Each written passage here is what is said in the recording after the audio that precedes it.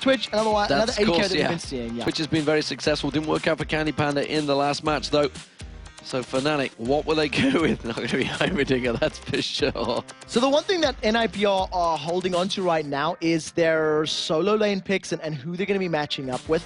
And not being 100% sure whether that's going to be a Soaz Zac top lane or a Cyanide Zac jungle also leaves things open to interpretation. We could even see Cyanide playing a Lee Sin, which he's done particularly well in the last game or two.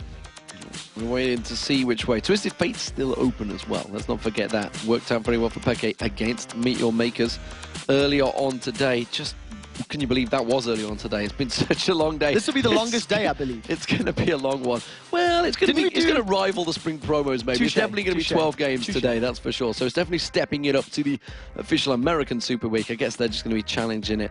At the moment, though, Lee Sin worked very well in the past for many, many teams, and Cyanide's going to get it again. There is the Varus for Pushu. So that definitely signals there's going to be a top lane Zac. You've got a nice beefy front line with that Zac, with that Lee Sin. Some very good, clear initiation power. And the one thing that they are leaving open is for Peke to counter pick. Now, the Rengar pick, I'm not 100% sold. However, it is one of Mimer's most played champions in solo queue and one of his most successful champions. It could work, especially if you combo that with the stealth of Twitch. It could be a pretty scary stealth, jump on your face and blow you up combo. Well, it is going to switch. It is going to be Yorick, and that's a champion that Mimer has played a lot of. So this time around, though, no Ninja for Bjergsen in the mid lane. He's simply going with Ahri. It's a little more difficult to kill your enemies and completely destroy them with Ahri than it is with Diana, and that even more so than Zed. So we're seeing the same composition from NIP. A team that can deal with 4v4s, can deal with 4v5s, with the Zyra, with the Jarvan, with the Yorick, and in team fights when Bjergsen is not split pushing and with them, you just throw the Omen of Death at him, let him come back and just carry on tearing people apart. And almost becoming a standard matchup, an Ahri versus Orianna. If this gets locked in by Peke, it's kind of the standard. It's not a counter, but it's just what always happens. If you see an Ahri come out, you go for an Orianna. If you see an Orianna come out, Ahri comes out. Although sometimes when Ahri comes out, Zed follows. Yeah, it's something that it can work very, very well. Better. And as you were talking about, with Twisted Fate open and available, Peke is going to pick that one up. He did very well with it earlier in the day, picking the inhibitors and pretty much saying, look, you either fight us a Baron or I'm going to go back to 2 inhibitors, and he managed to pick that up multiple times. So I really like Fnatic's composition here. It's sort of comfort picks in a way, not necessarily something you'd associate with all of Fnatic, but it's things they've played and done well with in the past. So there are the champions select, and what do we see here? Let's have a look across the lanes. We know what Peke, we know what to expect from Peke, we know what to expect from Maluno and Cyanide, to be honest, but what I don't know is what to expect is Soaz with Zac up against Yorick. That's going to probably be another farming lane because of the fact that both of them have got some built-in sustain, and it's very difficult for them to kill one another as they do both build very tanky. I think without jungle assistance, that's going to be a pretty laid-back lane as we're going on a bit of a spiral. Did the cameraman just pass out then as well? It was like he was doing it. He was like, oh, I'm down, that's done. I think everybody watching it may well have just followed through with the pizzas they'd ordered already.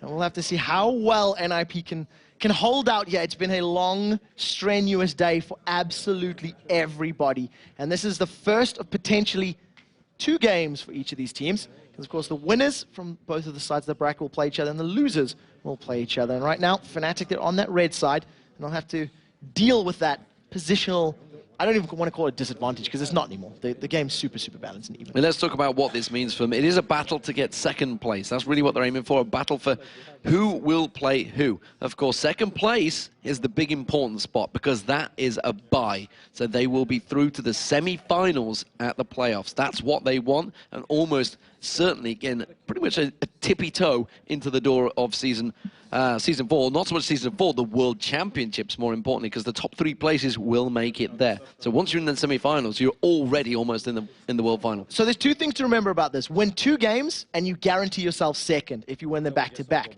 And if you win a game, you guarantee a 2nd or 3rd place seed going into the bracket. So we'll see how well either of these teams performs, because this is the first of 5 more games in the 2nd to 5th tiebreaker scenario. And right now, NIP, they just want to survive the laning phase and get to a point where Bjergsen can split push. That is their #1 objective and priority. They've done it a few times already today, And the question is, can they do it again? Two of these teams, not so much, might not be NIP or Fnatic, but two of these teams, two of these four, will be playing 3 more games tonight. So it could be a long one, ladies and gentlemen. Peke, with that yellow card pulled already, was looking to go for that early invade. Did Freeze spot them? He did ping it. Yes, he did. He saw them, gave them coverage. Are Ninjas in Pyjamas going to react? Are they going to go straight for ward invasion? Yes, it will. Deficio feeling brave, feeling like he's going to step in towards the Fnatic jungle. While Fnatic, they want to go for that late invade. They want to get towards that red buff. At this point in time, the fact that this game, seeding is at stake and that all-important second place, but on the same token, these teams are not going to be feeling the same amount of pressure that was on them earlier in the day. So we're going to see a little bit more, maybe even opportunistic plays, as you can afford to get away with it. You can afford to make those plays. Fnatic with a couple of wards in their back pocket, just going to invade, get some deep vision down, walk over a Jarvan flag and get spotted. So NIP are well aware of Fnatic's position. Yeah, the ping was up there, right on their spot. They've not gained any vision of them. They're just simply getting their spider senses. Looks like Fnatic will back away from this one. Ninjas in Pyjamas, they're ready and waiting to go in towards their Deficio. Is going to use his plants to gain vision. Let's see which way he pokes it, tries to draw them out. Look at this, it's just simply bait. Freeze walks straight in there. He does put a ward around the backside. Now they realize it is safe ground. So let's look at lanes. We're going to have Mimir and Soaz. They're going to have a 1v1. It's something that Soaz loves to have. We'll see how it works out for him. Mimir in 1v1s has not worked out terribly well on Yorick so far. To be very fair, it has gotten better. So as the weekend's gone on and as more games have been played, Mimir has been improving. And Yorick in particular, his first game wasn't good. Second game a little better. Third game, and we'll see how this one matches out. As Yellow Star's gone super low from that expunge. Yeah, got built up pretty heavily, and that expunge doing a big burst of damage there from Freeze. However, it was Pushu that was picking up the farm at the back, and Freeze only got that 1 CS. So despite the fact that Yellow Star took the damage, and it wasn't actually an advantage built up. Freeze, meanwhile, will continue to clear out and get those minions back down there. Cyanide, he's on the red buff. He's going to be taking that one down nice and easy. Maluno, he's got himself that double buffed up as well, already taking the blue, not looking for any invades. The junglers just clearing their paths right now. Yeah, and until both junglers have got double buffs picked up and secured, I don't expect to see any sort of ganks or setups happening. I think that with both Jarvan and Lee Sin having very strong low-level ganks, the most likely lane is going to be mid or top to try and get their carries in a good position. Oh, we saw Maluno try and slide into that mid, but he is still on top of a ward, so Peke just sidesteps out of that charm coming through. Cyanide is ready and waiting. He's going to be doing raids just off the side. They may choose to go aggressive here on Maluno, but I feel that Peke just wants to farm right now. Yeah, at this point in time, again, not being level 6 for Bjergsen's Ahri, it is a little more difficult to guarantee these kills. Peke is well aware of Maluno's position, and you can see Cyanide coming in. The knockup lands. Does manage to land the knockup. Charm, oh, very close. They may turn this one back around on Maluno. He's going to get taken down. Yes, he is. The Ignite comes in. His first blood, Cyanide. It's not over yet. Third stun card comes in. It's going to be Bjergsen, but he's going to get Lee Syndrome. Pulls in there. He manages to take the tower hit. Peke flash for it as well. And why the hell not? He got himself a second kill. Double kill to start the game off for Fnatic, but more importantly than just the kills, Cyanide gets a refresh on both his blue and his red buffs. So at 4 minutes on the clock, he gets an extended time frame on all of that extra damage and cooldown reduction from both of those buffs in his back pocket. So a very good, strong start, especially on a jungle like Lee Sin who can snowball and get into a power position very quickly. And seemingly a strong start from Soaz in this top lane as well. He's bullied Mimir, pushed him back onto that lane. Mimir, of course, battling for mana, going to try and chase him with those ghouls, try and push him towards Soaz. Soaz was looking to back off, and he will go back and buy. Started off with the Doran's shield, both of them in the top lane. This bottom lane, though, what is going on here? It is a massive advantage for Freeze, really pulling ahead in the CS. Yeah, at this point in time, thanks to all of that damage Yellow Star took early, Yellow Star's not able to zone. He's not able to use all of that on-hit damage from his Flay onto either Freeze or Deficio, and he is actually outranged by Deficio as well. So at any point he wants to step forward and try and get some auto attacks down, Deficio is just going to use that Zyra and just lob out long-range auto attacks. So it's a good position for them, but they need to maintain that applied damage in order to keep that CS advantage. Look at the advantage, what Peke went for. He went for the very start item of a Sheen. He wants to get that burst damage, wants to try and critical hit on Bjergsen, try and do some of that burst damage. Doran's, double Doran's rings picked up by Bjergsen though. So one of the things that we've been seeing out of Twisted Fate players all weekend long is Boots of Swiftness, followed by Lichbane, and then some form of ability power item. And with the changes to pick a card, it's much more important to get in range at a quicker time frame. As you can see, gold card's locked, and it times out significantly sooner. So you can no longer zone enemies for quite as long. Freeze back in the mid. Went back to get himself out of Van Brick's Scepter. Double Doran's, meanwhile, was picked up by a push shoot. And you can see, zoned out right now by Ninjas in Pyjamas. They're coming back into that lane. You'll see them try and fight their way back into it, but the battle between the two continues to rage. Freeze still continuing to make sure he sidesteps, just dodges out of that hook from Yellowstar. Meanwhile, the plants did go on towards Yellowstar, putting some damage down. We see Maluno is sneaking in. There is not a ward in that bush at the moment. He's got himself in here without being seen. Pushu's going to get caught out. There's the Dragon stance knock up. Not going to be enough. Flashes were burned from both in the bottom lane, though. So that means Maluno, he's going to be making a follow-up call in a moment. Yeah, in order for Ninjas in Pyjamas to make up this difference, they need to get kills as soon as possible because Peke is level 6. So the threat of a Destiny gank onto this, extended freeze and Deficio lane is very, very present and definitely something that they need to be aware of. So they have backed off. I tell a lie, only one of them's backed off. Yellowstar backs off. Now we're seeing Pushu backing off, so he's actually going to go back and fight. See what he picks up here. 50 CS meanwhile for Peke. Peke is backing off as well, so he's going to get himself, he's already got the boots on there actually, along with that. Sheen gets himself the Mercury Treads actually, wants to make sure he gets out of that charm quicker from Bjergsen. Meanwhile, Soaz, he came back to the lane, only got himself a Ruby Crystal, so continuing to save up, I believe. Meanwhile, Tira the Goddess was picked up by Mama. In terms of the item purchases and the fact that Destiny is available, Peke with Destiny and Exhaust is moving towards the top lane, so he may want to jump on top of Mima. Soaz has Let's Bounce and Ignite, and if they combo it all together, this could be scary. Gold card was primed. Destiny's going to come down in a second, and here comes Peke. There he goes, catches on towards Mima. Immediately, oh, Slingshot not going to catch on towards him. Let's Bounce flash by Mima. Exhaust is going to be enough to slow him down. Tries to pop his ghouls down, but it is not enough to save his life, and Peke picks up the kill. So Mima did manage to flash the bounce, but was instantly followed by Soaz, as well as that exhaust coming down from Peke. So first use of Destiny secures Peke another kill, another one notched up on his Twisted Fate belt, as Freeze and Deficio are dealing with that extended farm. Now, thanks to Mima going down, this should be a fairly safe invade and steal on Ninjas in Pyjamas blue buff. Maluno coming round, he's going to be too late. He may actually get caught out. Cyanide chases on. No, slides away from this one. Bjergsen's not going to have blue when he needs it. Yeah, and Cyanide decided not to chase that kill even after landing the Sonic Wave. He wasn't 100% convinced they could get the kill, so wisely backs away. And as you always see with those steals, when it's at risk of being secured by NIP, just smite it down and give your own blue buff to your opponents, or to your mid laner, which you'll see Peke and Cyanide securing in a moment or two. Well, they're going to have to go across there. I'm not too sure whether it's up. I'm sure Maluno had the blue buff on him back there. Well, I see the icon, but I'm still not sure whether that's just simply the gauze. He has got a blue icon on him, but it's not actually there. It's a graphical bug. Yeah, it is just a graphical bug at this time frame. The blue buff has spawned up. It was up fairly recently, and Maluno is there in range to actually challenge for this one. He only has red buff right now. There's no smite available, and Bjergsen is hanging around on the side. So they want to pick a fight, and with Deficio and Freeze coming to challenge, Maluno actually picks up that blue buff.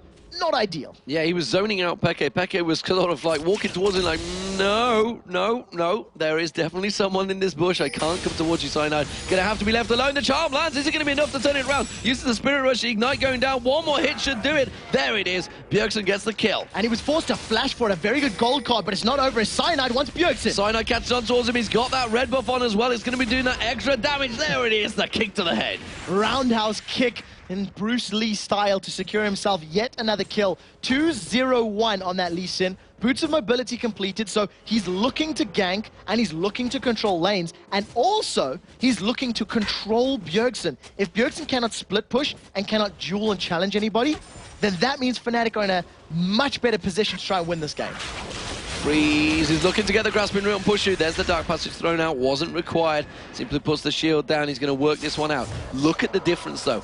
85 CS to Freeze right now to 49 of Pushu. Huge advantage being built in this bottom lane. And it's all going to be on Freeze when we get to these mid-game team fights, because if Freeze is able to convert that gold into an item advantage, and more importantly, make that item advantage win team fights, that is where the carry power is going to come from NIP.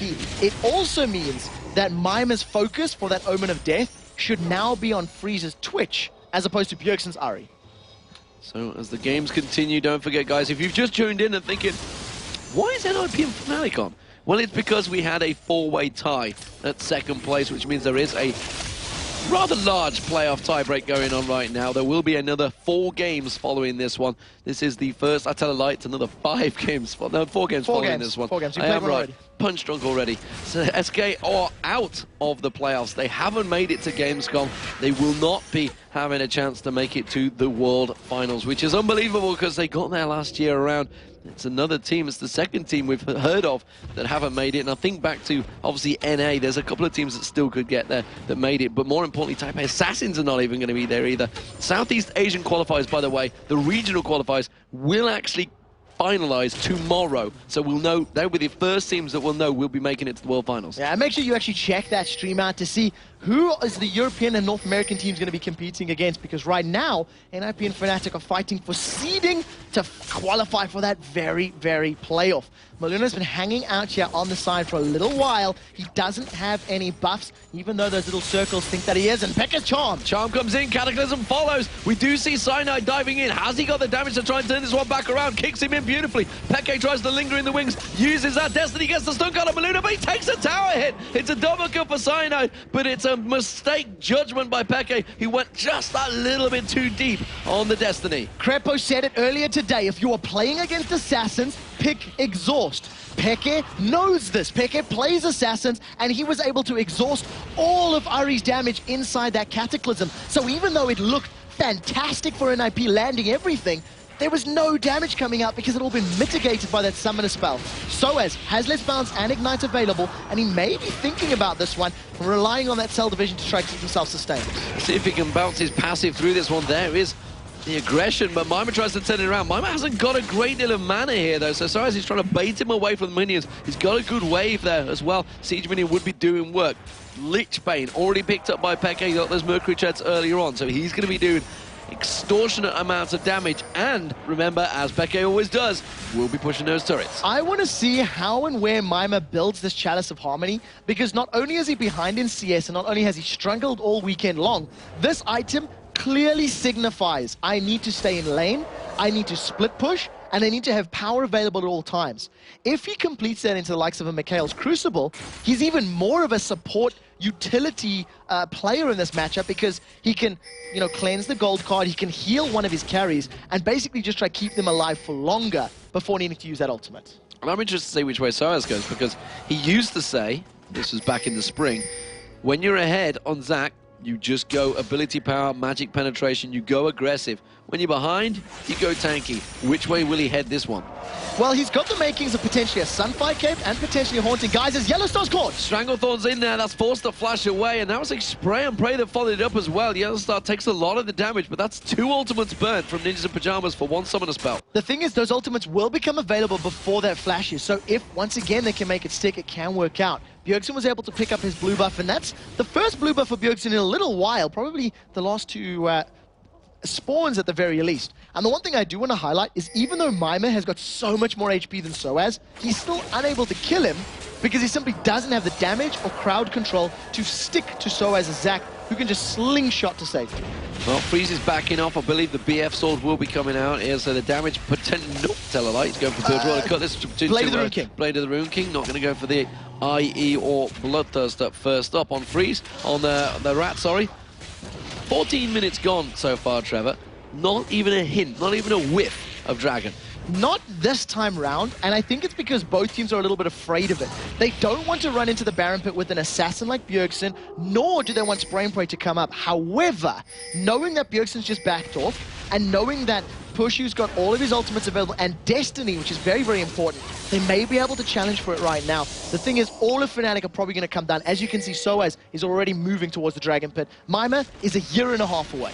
Well, it will be a BF sword for Pushu. He wants that Bloodthirster first, and he's going to be coming down. So power advantage may well be here with him briefly, and you see Fnatic, they are zoning out completely here. Actually, Soaz is going down straight on towards Freeze. Teleport comes out, Destiny is in there. They want to get on Freeze, they throw out the stun, the wild cards. He's actually invisible still. They're going to bounce all around him. They're just finding the proximity. Catch on in there. Peke gets the kill. Yeah, Peke was able to see through the invisibility thanks to that Destiny yep. and just land the gold card. Let Soaz tear him apart. So they secure the Dragon. They pick up their 7th kill of the game, and NIP are trying to respond with the mid and top towers, but they simply don't have the damage at this stage in the game. They tried to get the mid one down, but it looks like the bottom one may fall to them, to Fnatic. Peke with that Lich Bane, with Yellow Star's support, should be able to take this one down. Top one though, Mima. He's doing good work up there. He hasn't got enough though, and he won't take it this time around. Ironically, even with the Tear and the Chalice, he's still running out of mana. That tells you how hard he is pressing in this lane. Every single time a ghoul is available, he's spamming that one out. Now, Cyanide's trying to get his red buff,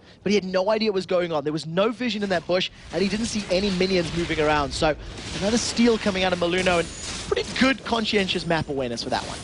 Actually, Bjergsen and Peke keeping even in terms of CS. So I was about to step onto Mima, but he teleports, recalls back just in the right time. Let's have a look towards this mid lane. Tower did take a lot of damage. There's the charm, but look at this. Cyanide gets locked on towards him. The stun card comes through. Bjergsen has got Spirit Rush. Cyanide wants to land that kick. Can he draw him in? No. Flash comes out from Peke. Didn't manage to get the last wild card. No, not this time round, and Bjergsen was able to at least tank up that Sonic Wave, so there was no execution from Cyanide. With Soaz hanging out on the side, we do see the Demacian standard flag going down, revealing him, and another tower is picked up for Fnatic. Ninjas in Pyjamas are floundering a little bit. They're not really in this. They're not at the right positions. They're not defending anything, really. And the problem is they don't seem to be having that pressure from Mima. They don't care about him in that top lane right now. Soaz is going back up there, has full control, got himself that Sunfire Cape, and he's just going to keep back on pushing. Mima tried to take that turret down, and like you said, with all the will in the world, with all the mana burn, he just couldn't take it down. Soaz is just going to stroll away from those ghouls again. Finally, Mima's got some additional attack damage, up to 160 with that mana immune completed, and it is stacking relatively quickly. It's about halfway done already. This will allow him to finish off the tower because Yorick's ghouls stack on attack damage, but he has a Destiny onto Mima. Onto Mima, tries to go in the tower. There's the Let's Bounce. It's going to be Peke that takes a little bit of tankiness on the tower. Tell a lie. Soaz takes all of the damage. Peke throws out the one last card and just decimates Mima. Now Mima's trying to chase Peke, not realizing he can maybe get some movement speed of Soaz if his Omen of War was available, and unfortunately, Flash and Ignite burned. And I have to highlight just how good Soaz was at that gank. He flashed in front of Mima to use Let's Bounce to knock him backwards and just get even more time for Peke to deal damage. With the 2 members of NIP up top and the numbers in the bottom, they may be able to get towers if they can stick around for long enough. Peke hasn't backed off, Soaz is still there. They're going to hold out this one. The charm thrown out, not going to find his target. Bjergsen takes a tower hit for his presence as well. The bottom lane also, they will continue to try and push, but Pushu has that bloodthirster now. He's going to be wiping out those waves very quickly with that piercing arrow, the hail of arrows. It's all doing work right now, and it's actually keeping Freeze at bay. Top turret will finally go down. The minions will do that job. That's the first one of the game for NIP, but they're still one behind. Yeah, Ninjas in Pyjamas right now, they know the Destiny's down, which is why they were pushing the top lane and pushing the bottom. In addition to that, the HP bars for Soaz and Peke were very, very low, so it gave them a bit of safety in that regard. The one thing I do really want to highlight right now, there is still no major item completed for Bjergsen. He's still trying to complete his Deathfire Grasp, whereas Peke needed to see Large Rod, cages like a pick, as well as a Lich Bane, and the makings of the Twin Shadows. So let's take stack. Stock? Stacks? We could take stack. Take stack of the stocks. Take stack of the stocks. In a sticky situation. It is a sticky situation. Cyanide's actually coming in. He wants to try and get the steal on the blue. Looks towards getting on towards Bjergsen. Doesn't manage to find it. But he has bought time for Fnatic to push down the mid lane. And it'll be a little out of position here. Are they going to try and take advantage? They don't really have the vision of the situation. I kind of feel like Ninjas in Pyjamas positioning and gameplay throughout this particular game just tells you they're not necessarily mentally quite on the same page. They're not reading Fnatic as well. They're responding late to the pushes from Fnatic, and as it stands, they're falling behind in every single metric here. They're behind on farm, behind on kills, behind on towers. Dragon should be up in the not too distant future, and if NIP don't contest and maybe secure that, this gold is going to just get, once again, uncontrollable, like we've seen with Ultimate and SK in the previous game. So Soaz clears out the top turret, and like you say, it is pushing them every angle, every advantage they can have. The gold stacking up on Peke there. Must be loving it when you wipe out those waves and you get all those passives sticking in your direction. It's just a constant gold ticking message for you. Bjergsen, he has the rest of Ninjas and Pyjamas coming up behind him. Looks like they're finally deciding to group up and maybe put pressure on this mid turret. So in terms of total gold that Pick has actually earned, it's sitting at 700 right now. It's just short of the Cage's lucky pick. So he's invested his bonus gold into earning more bonus gold. Now look at Soaz's position in the Wraith camp. He could charge up that slingshot at any time, and I think NIP realized they had no vision on their opponents. There's no jungle wards really on the side of Fnatic's map for NIP, so they backed away safe. And Soaz isn't stepping off this one just yet. Destiny is available as well if Peke wants to join the party. That tower, though, with nothing, it could wilt under a unpleasant look. Soaz, though, look at this. Ready to go. Is he going to come from the side? Let's Bounce will work perfectly. Pushu is not there, but Elastic Slingshot will be. Let's bounce on towards Bjergsen. He's the focus target. Can they get on towards him? Stranglethorns does manage to keep Soaz at bay. Freeze is going to get knocked down. He's going to get revived by the ghost of death, whatever the hell it's called by Mime. It doesn't matter. They're going to try and lock on towards Yellow Star. Fnatic coming back around the corner, though. They lock on one. Maluno's going to get dropped into double kill for Soaz. They're going to catch on Pushu on towards Mime. This is going to be a massacre. It's Fnatic in full control. And that's a 4-4-1 engagement. Fnatic doing work. And that was a 4 versus 5.5. Not only was Pushu not there until the end of the fight, but they used the Omen of Death on Freeze to try bring him back to life. Now Pushu has got his Bloodthirster up, and with Dragon respawning, somebody's going to tank Dragon, and he's just going to lifesteal his way back up to full HP. Soaz comes in after picking himself up a bunch of kills, and talked about it. Mima wasn't doing much in that top lane. Hasn't worked out. I've not been impressed with Yorick all weekend for him on that top lane. It just doesn't seem like an impactful champion that he's using. Soaz, he's just been in complete control. He's now 2-0-5. Soaz has been struggling this weekend, but he looks like he's in a happy place right now. Yeah, the last time we actually seen Soaz earlier on the weekend is now Peke's caught. Peke's caught, but he manages to get away from that one. Tries to pop the exhaust down. Is it going to be enough? Doesn't have any mana. Does throw out the stun card, but look at this. Cyanide's going to come in around the corner.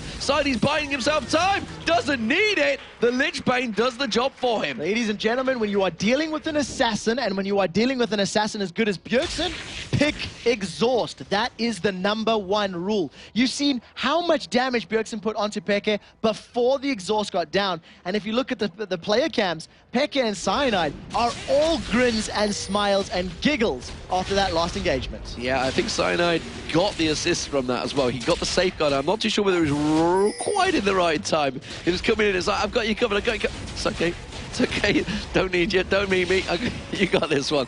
Nevertheless, he is cleaning out, picking up the red buff, the blue buff isn't available, I don't think. I'm trying to see whether actually he picked it up there. I didn't see whether Destiny's available. They're jumping on Freeze. He's going for the rat. This time he can see him, of course. That Destiny will work out. Stun card comes out. Wild card follows. Ooh, that's doing damage. Freeze cannot go too far up that lane anymore. Peke made a prediction on where he thought Freeze was going to go. It looked like he was heading up towards the double golems. Freeze did not, and that actually saved his life. I want to point out, firstly, that Peke finished off his death cap and twin shadows in his last back. In addition, Pushu may have accidentally double-clicked because he's sitting on 2 pickaxes. That boy wants to be a miner.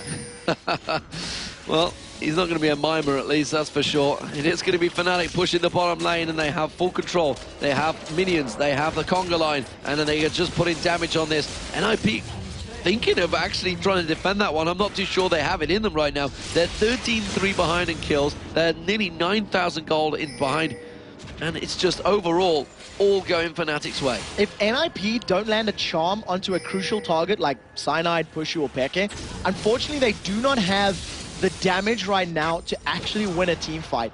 The Blade of the Ruined King and Zeal is good for Freeze, but it's just not enough to shred through absolutely everybody. Soaz chilling out in the lane, gets caught by the red buff, and he manages to slingshot away from the knockup. And I would dare say he's actually taunting members of NIP. Yes, he is. You can see him doing the dance. That's exactly what he's doing. He's getting the taunt going. Elastic Slingshot and Let's Bounce is available. He steps off to the side. He's ready to go. Peck is miles away in the top lane. Oh, Yellow Star gets engaged upon. This is a little too deep, though. Maluno is just all out on his own there. Goes sliding in, uses that Cataclysm. The rest of the team were not on his page. They do get the turret down, but NIP have to back up. A kill for a turret, not bad overall. The Stranglethorns was decent enough to try and control the lane, but unfortunately it didn't set them up for any more kills. And thanks to Pekka being alone in the top lane and knowing that his opponents are super low on HP, he's stealing the blue buff away as the rest of Fnatic try to control and contain ninjas. They try and get in there, and they do get Elzira. That's a plant killed. They can try and keep chasing on towards Freeze. While this is all happening, we got the Peke camp surely in action in that top lane. Oh, Charm on Sino tries to get away. Of course you can't kill Lee Sin, just safeguards away. Top turret in the inner lane is going to go down. Soaz doing work, continuing, takes the Dark Passage and slides away. They've got nothing right now on Fnatic. They can't get the kills. Yeah, and Peck has just been left unattended in this top lane. He's got a lot of damage down. Destiny's being channeled. He's looking for an opportunity and may just use that one to get a safe exit out of the lane. Well, he's going to go to Baron. A quick flick. Last time I remember someone going to that side of the map was Froggen, just panic-clicking his Destiny. How did I end up here? A little bit of a misclick, but nevertheless, good escape by Peke. 25 minutes on the clock, 250 CS under his belt. He's basically at full build with a Twisted Fate, and anything in addition to this is just a bonus. And we know how good Peke is in TF. Even after the changes, after the balances to him, he's still decimating people. Blue buff, that's going to be picked up. It's Pushu this time that's going to take it because, well, Peke had already just picked up the blue buff from the NIP jungler, so why not allow him to have it? What can Ninjas in Pyjamas do about this one? Honestly, right now, is it a case of start discussing what the next match would be? It's going to be up against either Evil Geniuses or Gambit. Do they start discussing tactics right now? Because this game is close to over. I hate to say yes, but I do feel that if Fnatic whiff their sieges, that is the only way for NIP to get back in this. Fnatic have to basically miscalculate their tower dives and make mistakes trying to get inhibitors. And if they don't make mistakes, NIP are just too far behind. It's 11,000 gold, and they can just be popped. Look for Bjergsen to land a good charm, but even when he does, there's just not enough damage to kill people. His Mind is hooked. Well, he got hooked, and there was barely anything that went towards him yet. It took him down to half health, because he's actually not got any defense right now. This is what he did in the last game. Yeah, he's only got a Warden's Mail and a Kindle Gem to work with, and it's just not enough. He's sticking around in lane, and part of the reason that blue buff from Varus is so important is the long-range poke. Slingshot's being charged. Soaz is thinking about a dive. If NIP stick around, Soaz was definitely going to pull that trigger and lob himself at the Ninjas. Yeah, Ninjas have to back away from this one. We can see that Bjergsen's gone back to base. They might take the advantage here and go for the odds in the inhibitor turret. Look at that. Every time those cards land from Peke, from Pushu, they're doing work. They're going to take it down. Soaz goes in. Let's Bounce comes on. Mima gets caught up. Chain of Corruption doing the job. Stranglethorn's having a good defensive work and trying to bounce him back in the air, but Mima will get taken down. It's Pushu with a double kill so far. Bjergsen gets caught out. The wildcard's flinging past him. Lands the charm on towards Yellowstar. The orb's not doing the damage they require. Destiny comes out. He's gone in towards the back tower. Can we look at Peke? No, doesn't matter. He's already got the kill, and that was Bjergsen that he went diving for in the back. They secured the inhibitor as well as the tower and 3 kills, and even though their team did go very, very low, Fnatic did not make a mistake. They've now turned their attention to the bottom lane, and they're going to secure their 8th tower of the game. This potentially is game. However, they are very, very low. I think Fnatic may back away, pick up Baron, and then look to finish the game. Yeah, and why not? They've taken themselves 3 kills and 2 inhibitors in a push without the Baron buff. Do they even need that Baron buff? That's the question. They're 14, well, scrap that, 15,000 ahead in gold. 35 to 50k. Just shy of 30 minutes. It's a big, big advantage. Do they need it? No. Should they go for it? Yes, because they can set up a lot of vision. Mima even flashed. This has to be surrender. Yeah, to surrender. You can see the headsets coming off. That is going to be Fnatic taking game 1 in the tiebreaker series. They're going to be going through to the winner bracket